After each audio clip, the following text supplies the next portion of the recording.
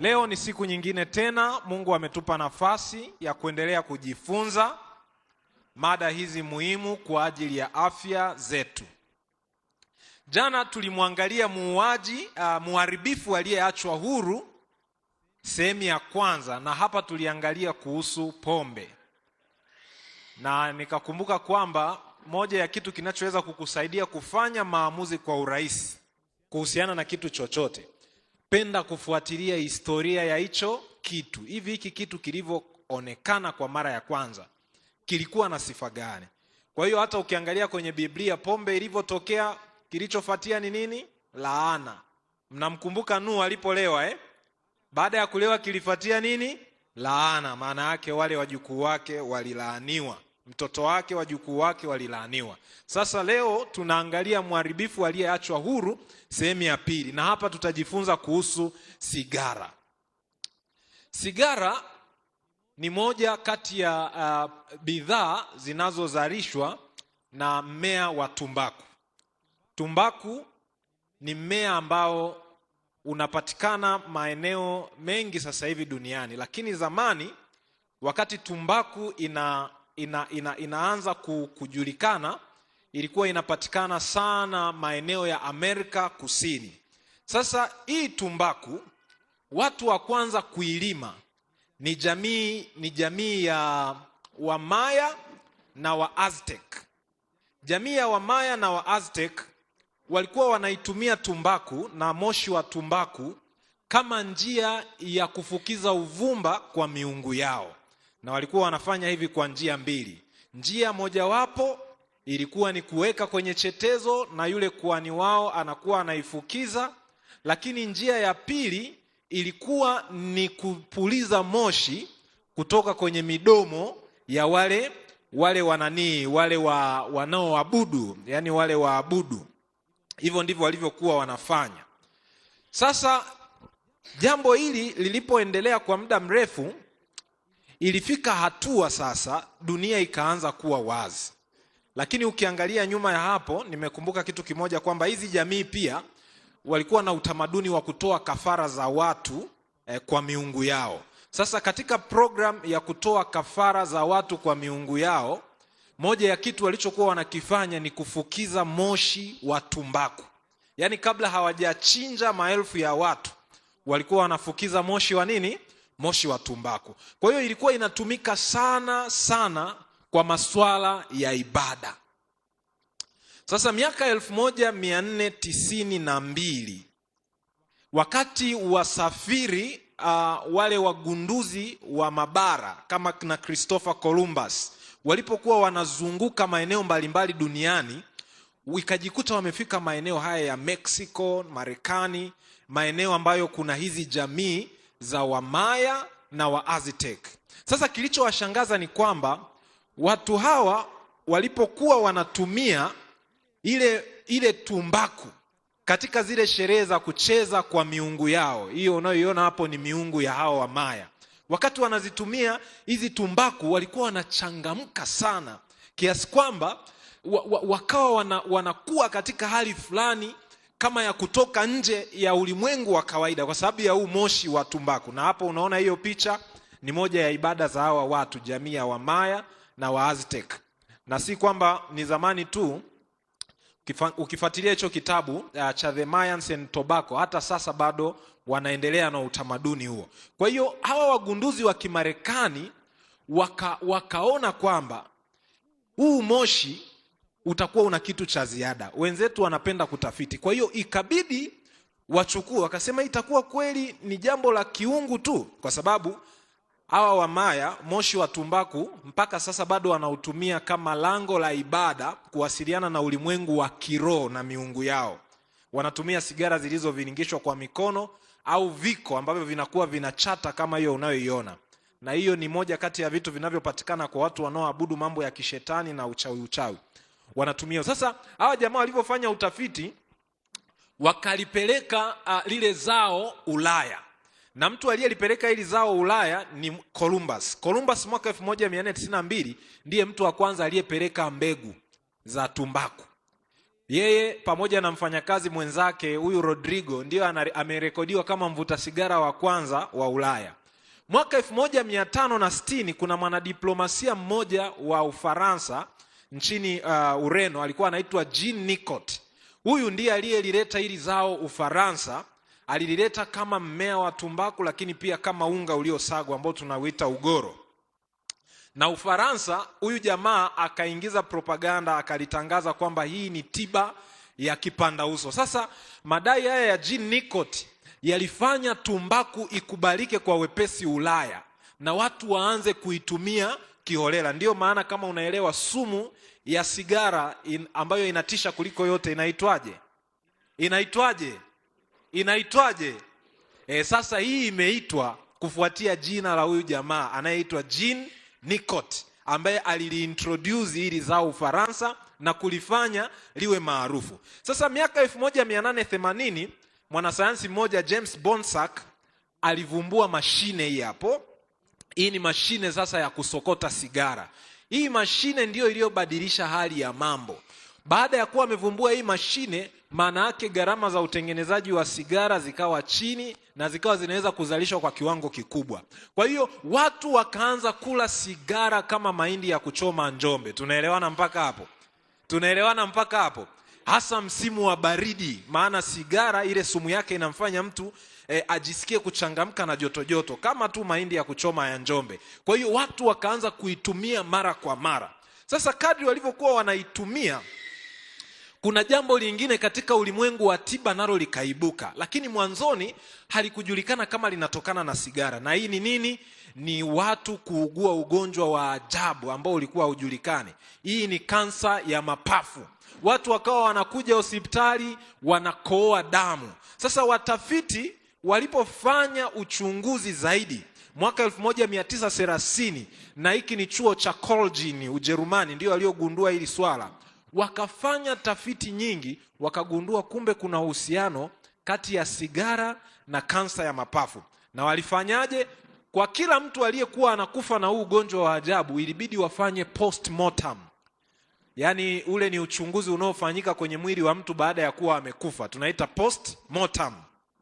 Kwa hiyo walikuwa wanafungua miili, wanatoa mapafu. Sasa hili unaloliona linaloonekana na rangi jekundu, hili lilikuwa ni pafu la mtu aliyekufa kwa magonjwa mengine tu ya kawaida. Kwa sababu katika sayansi huwa tunapenda kulinganisha kesi tofauti ili tuweze kubaini tofauti na kujua namna ya kupata suluhisho. Lakini wale wote waliokuwa wanakuja na ugonjwa wa kukohoa damu, walipochunguzwa mapafu yao yakaonekana ni meusi, yamekuwa meusi namna hiyo. Kwa hiyo kilichofanyika ni nini? Ikabidi wakwangue ile layer ya juu ya haya mapafu na kwenda kuipima maabara. Kiwango kilichoonekana cha sumu katika yale walipofanya uchunguzi wa kimaabara, kwa sababu sasa inaonekana ili gonjwa halikuwepo huko nyuma. Hivi ni jambo gani limetokea kwenye maisha limesababisha tuwe na hii changamoto? Wakaona tangu tuwe na hili gonjwa limeongezeka kufuatia utamaduni wa watu kupenda kuvuta moshi. Kwa hiyo ikabidi wachunguze na nini? Na ule moshi wa sigara. Wakakuta sumu iliyo kwenye yale mapafu ya watu wanaokohoa damu ni sawasawa na sumu iliyopo katika nini? Katika sigara. Ndipo mwaka 1971 mambo yakaanza kutangazwa kuhusu kupiga marufuku nini? Sigara. Ndipo matangazo yakaanza kuzuia no smoking, hamna kuvuta sigara. Mabango yakaanza kuwa makubwa, na baadhi ya watengenezaji wa sigara wakalazimishwa zile paketi zao, kwa sababu mwanzoni moja ya kitu kilichodanganya watu ni kwamba paketi za sigara na matangazo yake yalifanywa yawe yanavutia sana. Kwa hiyo watu wakawa wanahusianisha uvutaji wa sigara na kuwa bingwa, kuwa mshindi, kuwa na nguvu, umeona? Kwa hiyo wakasema sasa hiki kitapotosha watu. Inabidi hizi paketi za sigara tuziwekee hata chapa ya fuvu la kichwa, na baadhi ya nchi bado wanafanya hivyo mpaka sasa. Fuatilia sigara zinazotengenezwa Australia, utakuta wamekuwekea paketi ambayo inatisha ili kuzuia watu wasifanye nini? Wasiendelee kuvuta. Na ndiyo hii kampeni ikaendelea kwamba sasa hatuwezi tukaondoa kabisa uvutaji wa sigara, kwa sababu takwimu zinaonyesha hata sasa hivi kuna watu zaidi ya bilioni 1 duniani wanaovuta sigara, na wengi ni wako Ulaya na Asia, hasa nchi ya China. Nayo ndio maeneo ambayo yana kiwango kikubwa cha kansa ya mapafu. Kwa hiyo walivyopiga hiyo kampeni wakaona haiwezekani, basi wakasema sasa, kwa kuwa hatuwezi kuizuia sigara, kwanza inatuletea mapato ya kodi, lakini pia ni biashara ya watu wakubwa, tayari ina hela, watu wanaitumia. Kwa hiyo wakasema basi tutakuwa tunauza, lakini tunawapa taarifa nini? Watu. Ndio maana ukiangalia kwenye hata matangazo ya sigara ya sasa hivi unakuta maandishi makubwa yanakuonesha hii ni shwari, inakufanya ujisikie murwa, lakini pale chini kuna maandishi yanasemaje? Onyo, uvutaji wa sigara ni nini? Sasa kimsingi kama wangekuwa na nia njema, ilibidi haya maandishi madogo ya onyo, Pastor Butoke, haya ndio yawe headline, ndio yawe maandishi makubwa, kwa sababu hiki ndicho kinachoenda kutokea kwa mtu anayevuta nini? Sigara, kwa mujibu wa hicho unachokiona hapo kinachoendelea kwenye mapafu na ndani ya mwili wako. Sasa uharibifu mkubwa uliotokana na sigara si tu kwa mvutaji, lakini hata kwa yule mvutaji wa mkono wa pili. Yaani si wewe uliyeshika sigara, lakini anayevuta sigara pembeni yako anakudhuru. Sigara ina sumu zaidi ya 1000, na kati ya hizo sumu 1000, sumu 70 zimethibitika ni visababishi vya kansa. Tunaziita potential carcinogen. Sasa uvutaji wa pili ni hatari kwa namna gani? Katika harakati za kupunguza madhara ya sigara, zamani walikuwa wanaivuta tu tumbaku direct. Baadaye wakasema sasa tuiwekee filter. Ndio maana kwenye sigara mtu anayevuta sigara huwa haiungui yote. Uongo ukweli? Uongo ukweli? Sasa kale kanakobaki huwa ni ka filter, kanajaribu kuchuja baadhi ya sumu.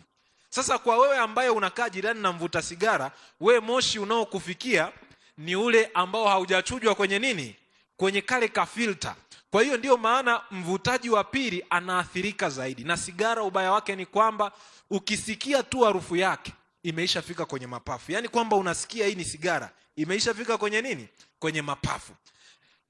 Miaka michache iliyopita, kama miaka 6-7, taarifa moja ilisikitisha sana dunia. Binti mdogo wa miaka 13 nchi za Uarabuni aligunduliwa na kansa ya mapafu na kufariki, lakini hakuwa mvuta sigara. Kwa nini alipata kansa ya mapafu? Alikuwa anakaa na baba yake na kaka yake ambao walikuwa wavutaji sugu wa sigara. Kwa hiyo inakuonesha namna gani hata uvutaji wa pili unaweza kuwa hatari kwa afya yako. Nchi zetu za Afrika, bahati mbaya, uwezo wa kucontrol hili swala ni mdogo, kwa sababu pia ya kacha za Kiafrika. Ikiwa watu hata makopo tu barabarani tunatupa ovyo ovyo, kucontrol watu kutovuta sigara eneo la wazi inakuwa ngumu. Kwa hiyo ninatoa wito kwa mtu binafsi kutambua hatari ya sigara na kuiepuka kadri unavyoweza. Sasa hayo ndiyo madhara ya sigara kwenye mwili wa mtu. Moja, kila kansa inayotokea kwenye sehemu yoyote ya mwili inahusianishwa na sigara. Na kati ya vihatarishi vikubwa vya magonjwa duniani na vinavyoongoza kusababisha kifo, sigara ni namba 2. Inafuata baada ya lishe mbaya. Lishe mbaya inatangulia, sigara inafuata namba 2. Kuna vitu vingine hapo katikati, alafu pombe inafuata pia. Lakini sigara ni hatari zaidi. Hakuna kansa isiyohusianishwa na sigara, kwa sababu moshi wa sigara ni sumu. Unajua unapounguza ile sigara, yale mabaki ni sumu. Ile sumu inapoingia kwenye mwili inaenda kushambulia seli zako. Kwa hiyo seli zinashindwa kuishi katika utaratibu na mpangilio, hatimaye inasababisha kansa. Kwa hiyo kansa zinazotokea kichwani, shingoni, kwenye mapafu, kansa ya damu, hiyo leukemia, kansa ya tumbo, kansa ya figo, kansa ya kongosho, kansa ya utumbo, kansa ya kibofu cha mkojo na hata kansa ya mlango wa kizazi. Hivi vyote vinachangiwa na uvutaji wa sigara. Lakini sio hivyo tu, sigara pia inachangia ongezeko la matatizo kama kiharusi, upofu, inasababisha pia magonjwa ya kuoza meno yasiyotibika ya muda mrefu, inasababisha magonjwa ya moyo, inasababisha homa ya mapafu ama pneumonia, inasababisha mishipa ya damu kuwa migumu, inasababisha pumu ya muda mrefu, inasababisha kupungua kwa nguvu za kiume na uwezo wa uzazi, kwa sababu kwa mwanaume zile nguvu za kiume huwa zinategemea tu mzunguko wa damu kwenye via vyake vya uzazi. Sasa kwa sababu sigara ina tabia ya kufanya mishipa ya damu iwe migumu, inashindwa kusinyaa na kutanuka kwa uzuri. Kwa hiyo hata ile hali ya mtu kuwa mwanaume inapungua. Na nimeona wavuta sigara wengi wakiwa na hizi changamoto, kwa sababu katika kliniki tumekuwa tukiwaona. Lakini inaathiri pia mifupa, na ni rahisi kwa mtu wa sigara kupata mifupa yake kuvunjika kwa urahisi. Wavuta sigara wanakuwa na changamoto pia ya mwili, kwa sababu ni sumu. Sasa ule moshi uko ndani, basi hata jasho lake ukilisikia tu utasikia moshi wa sigara. Akikohoa utasikia harufu ya sigara. Na huwa wana kitu tunakiita smoker's cough. Yani kwenye magonjwa ya kidaktari, kwenye orodha ya magonjwa tuna ugonjwa unaitwa kikohozi cha mvuta sigara. Kwa hiyo ni kwamba unapokuwa unavuta sigara, maana yake unanunua matatizo haya yote. Na sigara inafupisha urefu wa maisha kwa kiwango kikubwa. Sikia nikwambie, hata kama we ni mwanamke na unavuta sigara, bahati mbaya ni kwamba sigara inapenya na kumdhuru hata mtoto aliyeko tumboni. Sasa Biblia inasemaje? Kuna watu wanasema sigara haijazuiliwa na Biblia. Ni kwa sababu imegunduliwa wakati Biblia imeisha fanya nini? Imeisha maliza kuandikwa. Kwa hiyo ili uelewe kwamba haifai, inabidi uipime kupitia kanuni za Biblia. Huenda Biblia ingeandikwa miaka hiyo ya 1800, 900 wakati sigara inagundulika, mitume lazima wangeigusia, kama nilivyoeleza kuhusu sukari. Sasa Wakorintho wa kwanza 3:17 Biblia inasema, mtu akiliharibu hekalu la Mungu, Mungu atamharibu mtu huyo, maana hekalu la Mungu ni takatifu, na hilo hekalu ni ninyi wenyewe. Sasa kama sayansi inatuthibitishia madhara yote haya, je, kuna tumaini ikiwa unaendelea kuvuta sigara? Nadhani huu ni wakati umefika mtu uamue kufanya maamuzi ya kuachana na nini? Na sisi wote ni wahanga. Kila siku mtaani tunapishana nazo, wengine tunachukulia tu poa, lakini tuna kila sababu ya kuepuka sigara. Lakini hatari kubwa zaidi ni nini? Ninarudi kule mwanzo kwenye chanzo, kwamba hii sigara imetokana na ibada ya mizimu. Ilikuwa inatumika kama zao la kiroho kwa hizi jamii zilizokuwa zinaabudu hii miungu. Sasa maana yake ni kwamba unapojihusisha na uvutaji wa sigara, maana yake ni kwamba unakaribisha pia roho chafu. Ngoja nikupe siri. Nikiwa Pathfinder, kuna kijana mdogo tulipewa kisa chake. Alikuwa Muadventista mzuri, lakini kuna wakati aliamua kuasi na kujaribu maisha nje ya kanisa. Na alichokifanya, aliattempt uvutaji wa sigara. Unajua nini kilitokea? Yule kijana siku tu ameamua kuvuta sigara, the way amevuta tu sigara, hapo hapo akashikwa na mapepo. Yani akapagawa na pepo. Yani ni kana kwamba ile kuvuta sigara ilikuwa ni njia ya kuliingiza pepo ndani ya mwili wake. Na ndio maana narudi kukueleza kwamba ikiwa watu hawa waliutumia moshi wa tumbaku kama lango muhimu la kiibada linalotumiwa kuwasiliana na ulimwengu wa kiroho, hata sasa kwa madhara ambayo sigara inasababisha, magonjwa na vifo, ninakuthibitishia kabisa sigara na shetani ni marafiki. Kwa hiyo kama unataka kuwa upande wa Mungu na kuliona tumaini lenye baraka, achana na nini? Na si tu sigara. Pastor Butoke alikuwa ananiambia haya mambo ya kufukiza tuwe nayo makini, haya mambo ya moshi, kwa sababu kuna majani mengine kama bangi. Sijaizungumzia sana kwa sababu najua huku kwetu hata serikali inapambana kuidhibiti, lakini kwa baadhi ya nchi ambako imehalalishwa, na kwa baadhi ya watu ambao ni watumiaji, wanasema kwamba inawapa connection na ulimwengu wa kiroho, kwamba wanaona vitu ambavyo katika ulimwengu wa kawaida huwezi kuviona. Kwa hiyo watu wa Mungu, tuwe makini tunapojaribu mambo, tufuatilie chanzo ili tusije tukajiingiza kwenye changamoto za kiroho, lakini pia changamoto za kiafya zitakazoathiri maisha yetu. Mungu awe nasi mpaka tutakapoonana kesho, kwa jina la Yesu, amina.